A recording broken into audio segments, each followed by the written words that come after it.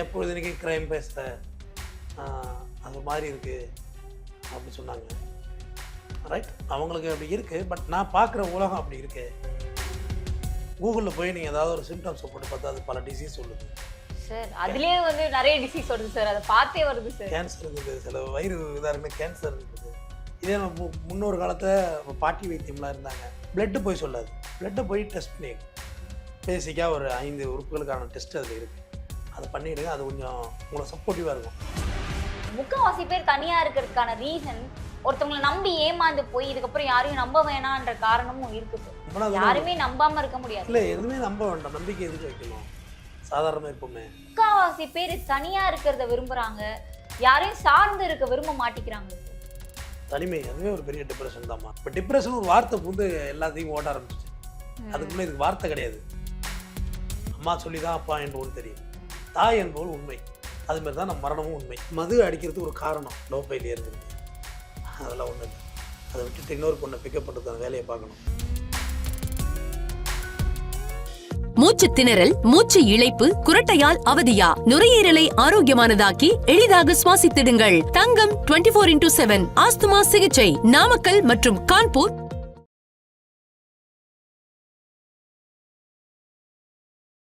King TV நேயர்களுக்கு வணக்கம். இன்று நம்முடன் இணைந்திருக்கும் சிறப்பு விருந்தினர் குற்றவியல் வழக்கறிஞர் டாக்டர் RS தமிழ்வேந்தன் அவர்கள். சார் வணக்கம். வணக்கம் ஐயா. சார், மனிதர்களா பிறந்தா காதல் இருக்கணும் அப்படின்றது போய் இந்த காலகட்டத்தில் மனிதர்களா இருந்தாலே ஸ்ட்ரெஸ்ஸு, டிப்ரெஷன், மனநோய் இருக்கணும் அப்படின்ற மாதிரி ஆயிடுச்சு. யாரை கேட்டாலும், ஸ்கூல் படிக்கிற பசங்கள்ல இருந்து வேலைக்கு போறவங்க, வீட்டில் இருக்கவங்க, யாரை கேட்டாலுமே ஸ்ட்ரெஸ்ஸாக இருக்குது, டிப்ரெஷனாக இருக்குது அப்படின்றாங்க. என்னதான் நடக்குதுன்னு தெரியல. ஒருத்தவங்க ஒன்னொன்று பற்றி மோட்டிவேஷனல் ஸ்பீச் கொடுத்தாலுமே உங்கள் ஸ்டைலில் அது நீங்கள் சொல்கிறது தனிதான்ல. ஸோ அதை பற்றி சொல்லுங்கள் சார். நம்மளே வைத்தியம் பண்ணணும் போல இருக்கு, அந்த கண்டிஷன்லாம் இருக்குது. அந்த மொபைல் ஃபோனு, இந்த டிவியெல்லாம் ஷட் டவுன் பண்ணி வச்சுட்டு அது இருக்காதுன்னு தோணுது. அதிகமாக இதை பற்றியாவது தெரிய அது ஒரு மாதிரி போயிட்டே இருக்குது. உங்களுக்கு உதாரணம் சொல்லணுன்னாக்கா, கூகுளில் போய் நீங்கள் ஏதாவது ஒரு சிம்டம்ஸை போட்டு பார்த்தா அது பல டிசீஸ் சொல்லுது சார். அதுலேயே வந்து நிறைய டிசீஸ் வருது சார், அதை பார்த்தே வருது சார். கேன்சர் இருக்குது, சில வயிறு இதாக இருக்குன்னா கேன்சர்ன்றது. இதே நம்ம முன்னொரு காலத்தில் பாட்டி வைத்தியம்லாம் இருந்தாங்க. அதுவாக என்ன சாப்பிட்டா முந்தா நாள் அப்படிம்பாங்க. அதே மாதிரி எதாவது சொல்லுவோம், அந்த கீரை சாப்பிட்டா ஏதோ ஒன்று சரி, அது சரிக்காமல் இருக்கும், அந்த ஓமத்தை போட்டு குடி, இல்லை பெருங்காயத்தை வெந்நீரை போட்டு குடி, இப்படி சிம்பிளான வைத்தியங்கள் இருந்துச்சு. ஆனால் இன்றைக்கி அப்படி இல்லை. சாதாரண வயிறு வலியும் ஹார்ட் அட்டாக் போல பார்க்கப்படுது. சரி, ஹார்ட் அட்டாக் பார்க்காம விட்டாலும் இறந்துடுறாங்க, பார்த்துட்டு தான் பிடிச்சிருப்பாங்கன்னு சொல்கிறாங்க. அப்போ நம்ம எப்படி ஸ்ட்ரெஸ் ஆகாமல் இருக்க முடியும்? ஒரு நாளைக்கு 100 டாக்டர்ஸ் வந்து 100 டைப்பாக பேசுகிறாங்கம்மா. பார்க்குறதுக்கு ரொம்ப கன்ஃபியூஸ் ஆகுது. அதாவது எப்படி சொல்கிறது, கன்ஃபியூஸ் ஆகுது, பயம் வருது சார். பயம் வருது, நம்மளை ரொம்ப குழப்புறாங்க. இந்த பாதிப்பு வந்தால் இப்படி இருக்கும் அப்படின்னு நமக்கு இருக்க மாதிரியே சிம்டம்ஸ் இருக்க மாதிரியே ஃபீல் ஆகுது. அதை நினச்சி கொஞ்சம் நேரம் மைண்ட் அப்படியே அப்செட் ஆகுது. அப்புறம் இங்கே நடக்கிற சமூக அவலங்களை பார்க்குறோம், அது கொஞ்சம் மாதிரி இதாக இருக்கும். ஆக்சுவலாக பார்த்தா என்கிட்டே ஒரு கேள்வி உண்டு. மீனிங் எங்கள் அம்மா எல்லாருமே என்கிட்ட கேட்குற கேள்வி, எப்பொழுதுனைக்கு க்ரைம் பேசுகிற அது மாதிரி இருக்குது அப்படி சொன்னாங்க. ரைட், அவங்களுக்கு அப்படி இருக்குது. பட் நான் பார்க்குற உலகம் அப்படி இருக்கு. நிறையா தவறுகள் நடக்குது, நிறையா பேர் சாவுறாங்க வெட்டிக்கிட்டு, சாதிக்காக, பணத்துக்காக, இப்படி ஒன்றுச்சு. பட் நிறைய பேர் மனித பலி, ஆடு மாடு கோழியை போல் வெட்டுப்படுது. அது எனக்கு ரொம்ப கஷ்டமாக இருக்குது. அப்போ அதை தான் நான் பேசி ஆகணும். அதை பேசி நான் அதை ப்ரமோஷன் பண்ணல எங்கேயுமே. இப்போ நான் எவ்வளோ உங்களுக்கு தெரியாதுல, ஒரு எவ்வளோ ஓல்டஸ்ட் கேங்ஸ்டர் ஹிஸ்ட்ரி நான் வச்சுருக்கேன். அது எல்லாமே சொல்கிறதுனால அதை அவங்கள டெவலப் பண்ணுறங்கிறது பொருள் இல்லை. பட் திஸ் இஸ் நாட் வே, இது ரைட் வே கிடையாது அப்படிங்கிறது தான் என்னுடைய அதில் புரிதல். ஸோ நான் பார்க்குற உலகமே அப்படி இருக்குது. அப்போ இந்த உலகத்தில் ஸ்ட்ரெஸ் இல்லாமல் எப்படி இருக்கும்? சரி, இப்போ நீங்கள் முன்னாடி சொன்ன மாதிரி ஒரு நோய்க்கு ஒரு 10 டாக்டர் இருக்காங்கன்னா 10 விதமான காரணங்களை சொல்கிறாங்க. அந்த நோய் இருக்கவங்களே கன்ஃபியூஸ் ஆகிறாங்க, எதை தாண்டா பண்ணுறது அப்படின்னு. இப்போ யாரை நம்புறது சார்? டாக்டரை நம்புறதா, இல்லை அவங்க சொல்கிறத நம்புறதா, இல்லை எதுவுமே வேணாம் நம்ம இப்படியே இருந்தாலும் பரவாயில்லன்னு விட்டுறதா சார்?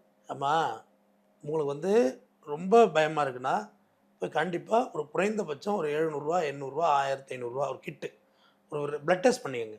உடம்புலே போய் சொல்லாது, பிளட்டு மட்டும்தான். ஹார்ட் கூட நல்லா இருக்குன்னு சொல்லுவோம், பட்டுன்னு படுத்துரும். ஓகே, கண்ணு நல்லா தெரியும், டக்குன்னு தெரியும், கண்ணாடி போடுற மாதிரி ஆகிடும். பிளட்டு போய் சொல்லாது, பிளட்டை போய் டெஸ்ட் பண்ணிக்கோங்க. பேசிக்காக ஒரு 5 உறுப்புகளுக்கான டெஸ்ட் அதில் இருக்குது. அதை பண்ணிவிடுங்க, அது கொஞ்சம் உங்களுக்கு சப்போர்ட்டிவாக இருக்கும். ஆனால் அதுலேயும் தெரிஞ்சு மறுபடியும் குழப்பம் தான் வரும். அதுலேயும் வியாதி தெரியும். கொஞ்சம் ப்ரிவெண்ட்டாக இருந்துக்கலாம், அதுக்கு மெடிசன் எடுத்துக்கலாம். அதுதான் முக்கியமானது. இப்போ மீனிங் இப்போ நான் ஊருக்கு போகிறேன் இல்லையா, எங்கள் ஊருக்கு. அங்கே இப்போ தான் ஒரு டிவி ஒன்று, முன்னாடி சின்ன டிவி இருந்துச்சு. நான் டிவி பெரும்பாலும் நியூஸ் தான் பார்ப்பேன். ஊரில் போனால் எனக்கு நியூஸ் பார்க்க நேரம் இருக்காது, எனக்கு பிடிக்கவும் பிடிக்காது. அப்படியே ஜாலியாக அப்படியே சுற்றுறது, அங்கே போய் குளத்துல குளிக்கிறது, ரவுண்ட் அடிக்கிறது, ஏரியில் போய் குளிக்கிறது, அங்கே வச்சு புட்டிச்சு போகிறது, காரை எடுத்துகிட்டு உங்க நண்பர்கள் கூட ஆமாம் அப்படியே வச்சு கொல்லை இல்லை வயக்காடு எங்கே பார்த்தாலும் சுற்றுறது. ஒரு 5 நாள் ஊரில் இருப்பேன். இப்படிங்கிறதுல கிராஸ் ஆகிடும். திருப்பி மெட்ராஸ் வந்தாலும் தெரியும் இங்கே என்ன நடந்துச்சுன்னு. ஊரில் இருக்கிறது லைவ் டிபேட் எதுக்கும் ஒத்துக்க மாட்டேன். காரணம் எனக்கு ரொம்ப ஸ்ட்ரெஸ்ஸாகவே இருக்கும். அது ஈவினிங் டிபேட்டு போகணுன்னா அதுக்கு ரொம்ப மனதை எல்லாம் பக்குவப்படுத்தணும். அது ஸ்ட்ரெஸ்ஸு தானே அது. எனக்கு நான் பேசுகிறேன்னா அந்த கான்சியஸோடு பேசணும், எந்த வார்த்தையும் மிஸ் ஆகிடக்கூடாது. இதுவே ஒரு ஸ்ட்ரெஸ் தானம்மா. சார் இப்போ நீங்கள் சொன்ன மாதிரி நண்பர்கள் கூட இருக்கும்போது நமக்கு எந்த பிரச்சனையும் தெரியுறது இல்லை சார். ஒரு பெரிய பிரச்சனை இருந்தாலுமே இவங்க கூட இருக்கும்போது ஒரு மாறிடுது, மனசு மாறிடுது. ஆனால் இப்போ முக்காவாசி பேர் தனியாக இருக்கிறத விரும்புகிறாங்க, யாரையும் சார்ந்து இருக்க விரும்ப மாட்டிக்கிறாங்க சார். தனிமை அதுவே ஒரு பெரிய டிப்ரெஷன் தாம்மா. தனிமையாக இருக்கிறது, இருட்டாக இருக்கிறது, இருட்டில் இருக்கிறது, அது எல்லாமே ஒரு டிப்ரெஷன் தான் நமக்கு. ஆக்சுவலாக இப்போ டிப்ரெஷன் ஒரு வார்த்தை புந்து எல்லாத்தையும் ஓட்ட ஆரம்பிச்சிட்டு. அதுக்கு முன்னே இதுக்கு வார்த்தை கிடையாது. எப்படி இந்த அட்ஜஸ்ட்மெண்ட்டுங்கிற வார்த்தை வந்துச்சோ அதுமாதிரி டிப்ரெஷன் இப்போ ஒரு வார்த்தை வந்துச்சு. ஆனால் அந்த ஸ்ட்ரெஸ் எல்லாம் இருந்திருக்கு. ஆனால் இப்போ நம்மளுடைய கனவுகளும் தேவைகளும் அதிகரிக்க இன்னும் அதிகமாகிட்டே போகுது.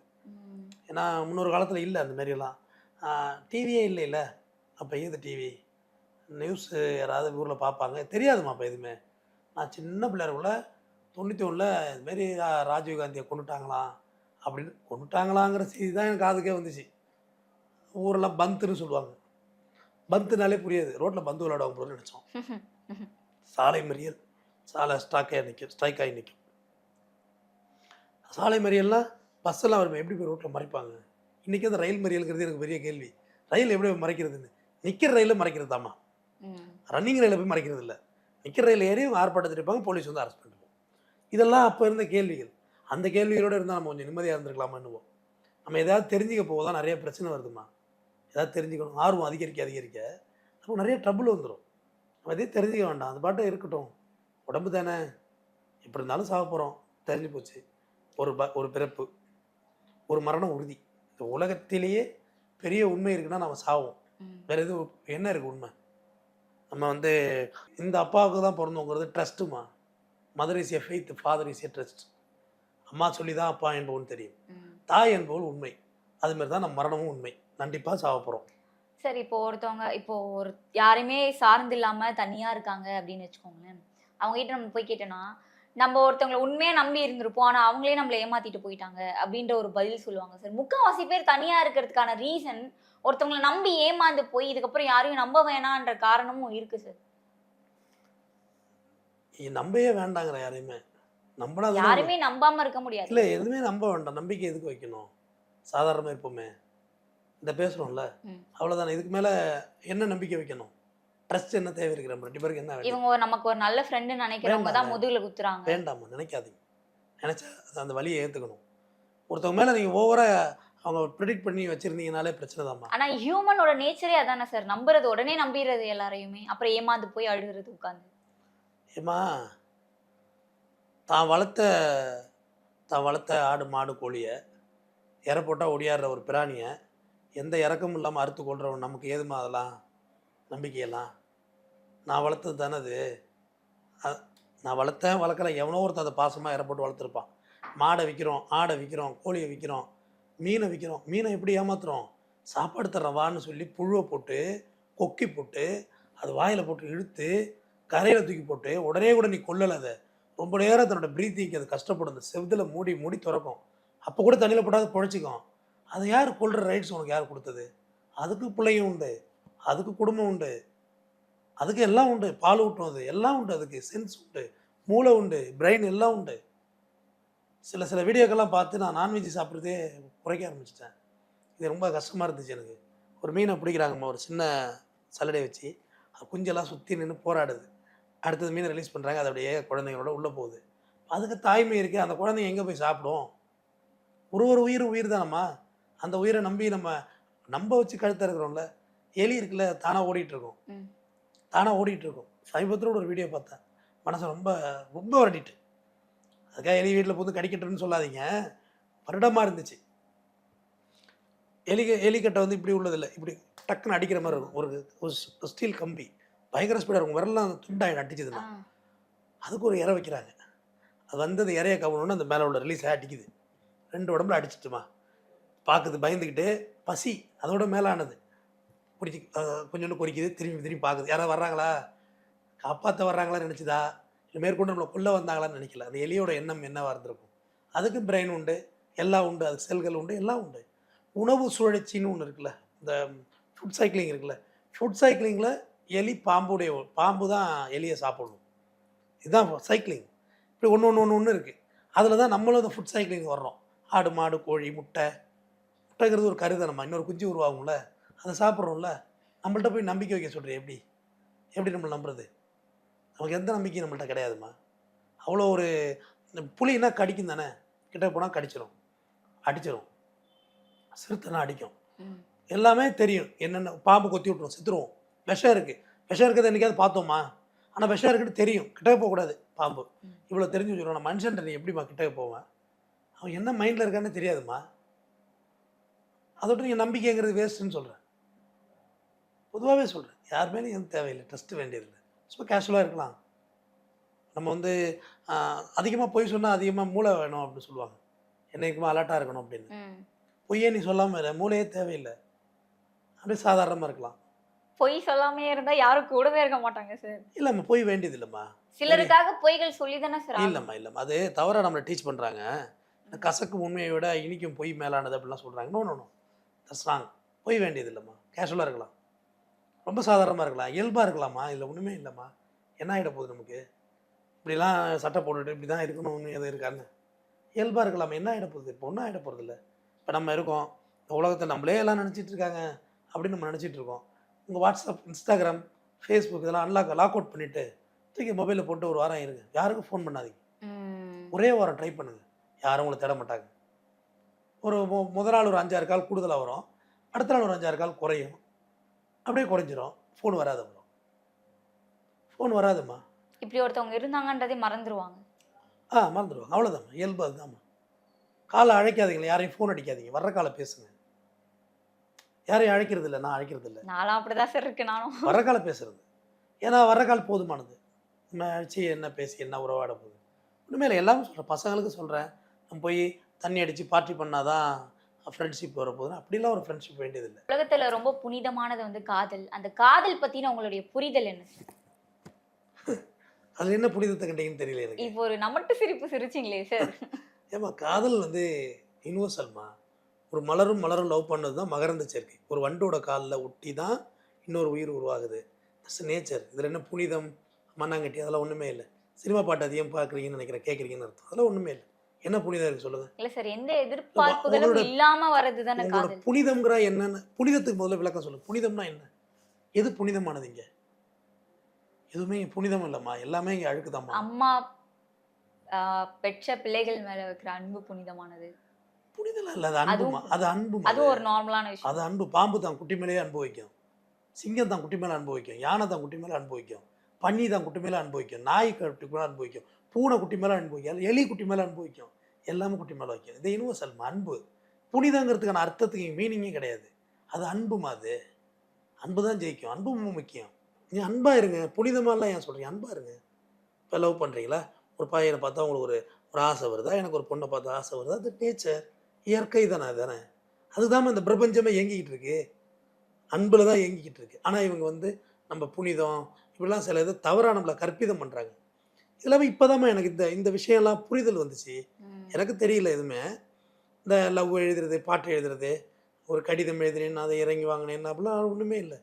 அதெல்லாம் வேண்டியதில்லை. ரொம்ப நவீன உலகத்தில் அதுக்கான வேலைகள் இல்லை. இவங்களே ஏமாற்றிக்கிறாங்களோன்னு எனக்கு தோணுதுமா. நீங்கள் சொல்கிற புனிதம் மெரினா பீச்சில் போய் பாருங்கள்.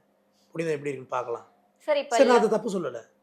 மெரினா பீச்சில் நடக்கிற அந்த காதல்கள் சேட்டைகளை நான் தப்பு சொல்லலை. அதுதான் நேச்சர், இயற்கை. அதுதான் நமக்கு அந்த புரிதல் தான் முக்கியமானது. அவங்க விரசமாக பார்க்குறது தான் முக்கியமானது. காதல் ஏமாற்றப்பட்ட ஆண்கள் பொதுவா மது பழக்கத்திற்கு அடிமையாகிறது வழக்கம்.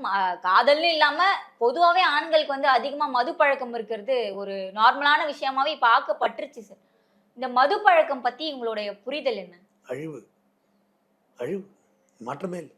ரொம்ப பட்டெறிஞ்சே சொல்கிறேன், அழிவு, மாற்றமே கிடையாது. எந்த வகையில் நீ உன்னுடைய மூளை மழுங்குவதாக இருந்தாலும் அழிவு தான். மது, சிகரெட்டு, கஞ்சா, எந்த பழக்கத்தினாலும் உன் மூளை உன்னுடைய இயல்பை விட்டு மாறுதோ கண்டிப்பாக அழிவு தான். மது அடிக்கிறதுக்கு ஒரு காரணம் லோ ஃபெயிலியருங்கிறது, அதெல்லாம் ஒன்றும் இல்லை. அதை விட்டுட்டு இன்னொரு பொண்ணை பிக்கப் பண்ணுறதுக்கான வேலையை பார்க்கணும், அதுதான் இயல்பாக இருக்க முடியும். நீ இல்லைன்னா நான் செத்துருவேன்லாம் ஒன்றுமே கிடையாதுமா. அவ்வளோ நீ உயிர் வாழ்வதற்கே அஸ்திவாரமாக இருந்த தாய்ப்பாலே மறந்து நம்மளால் வாழ முடிஞ்சதில்லை. தாய்ப்பால்னா செத்துருப்போம் குழந்தையில, அதுவே இல்லை. தொப்புள் கொடியெல்லாம் சாப்பிட்டோம், தொப்புள் கொடியெல்லாம் வெட்டி தானே வெளியே வர்றோம். எதையுமே உன்னால் மாற்றிக்க முடியும், ஆனால் காரணம் தேடாத.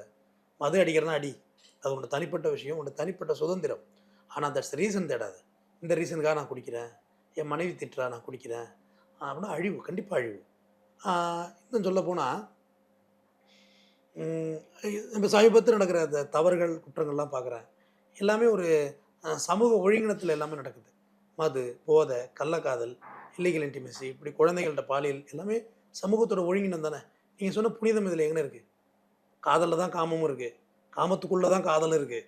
நீங்கள் சொல்கிற புனிதம் எங்கே இருக்குது? இனிமே இல்லையே. நம்ம இறந்துடுறோம், நம்ம கூட யாராவது இறப்பாங்களா? மாட்டாங்க, நிச்சயமாக இல்லை. அப்போ நமக்கு நல்லாவே தெரியும் நம்ம இங்கே வாழ தான் பிறந்திருக்கோம். ஆனால் நம்மளே ஏமாற்றிக்கிறோம். சூசைட் பண்ணுறது, குணா கோயிலை போய் குதிக்கிறது, இதெல்லாம் சொல்கிறாங்கல்ல, ரொம்ப எமோஷ்னலாக அந்த முடிவு எடுக்கிறாங்களோன்னு நான் நினைக்கிறேன். தேவையில்லாது அதெல்லாம். இப்போ இருக்க மக்களுக்கு தேவையான பல நல்ல வார்த்தைகளை சொன்னீங்க. தொடர்ந்து பேசலாம் சார். மகிழ்ச்சி. மூச்சு திணறல், மூச்சு இழைப்பு, குரட்டையால் அவதியா, நுரையீரலை ஆரோக்கியமானதாக்கி எளிதாக சுவாசித்திடுங்கள். தங்கம் 24/7 ஆஸ்துமா சிகிச்சை நாமக்கல் மற்றும் கான்பூர்.